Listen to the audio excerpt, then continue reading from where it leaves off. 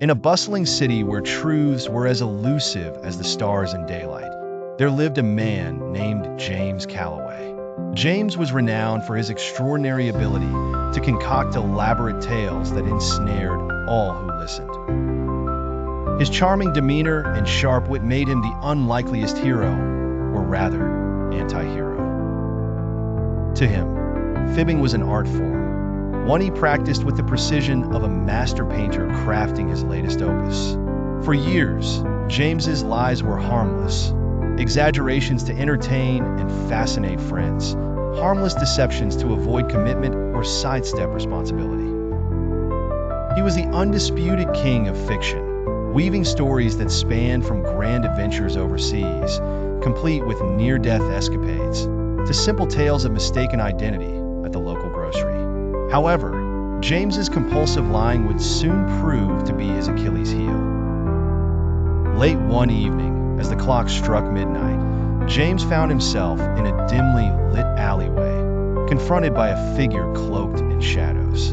This mysterious stranger spoke with a voice that echoed with ancient wisdom, sounding both old and eternal, like time itself had come to pass judgment.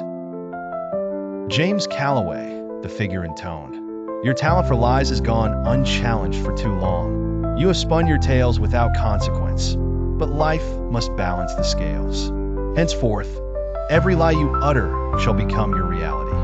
Live your lies, and let them be your truth." The stranger vanished, like mist before the morning sun, leaving James to ponder what he chalked up to a bizarre dream. Yet, he awoke the next day with an odd sensation, a twinge of unease.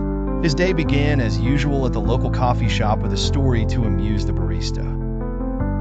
"I was quite the climber," James lied, adding flourishes of battling snowstorms and evading avalanche after avalanche. No sooner had the words left his mouth than he found his attire inexplicably transforming into thick mountaineering gear, the air around him chilling to biting cold. He was transported to the icy ridges of the Himalayas, alone and breathless. Panicked, James stumbled back into reality, the coffee shop reappearing around him, the barista gawking incredulously.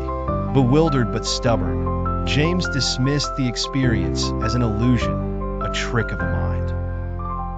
Undeterred, he set out to test the limits of his so-called curse.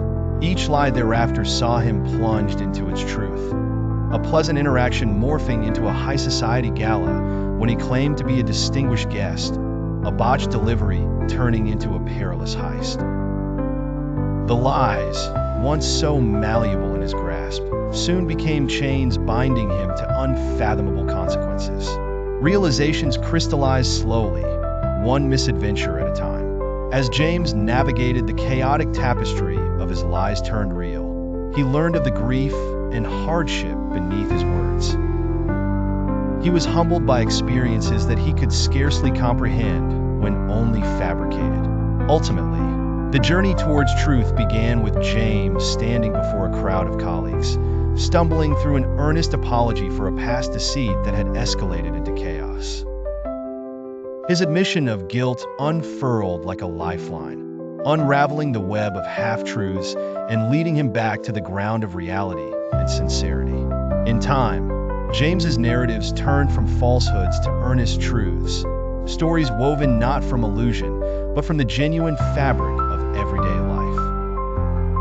The stranger's curse lifted once James stood before everyone, raw and exposed, and repented for the truth he had so long evaded. James Calloway's burden became his liberation, teaching him that the truth, once embraced, could be more extraordinary than any fiction his imagination could craft.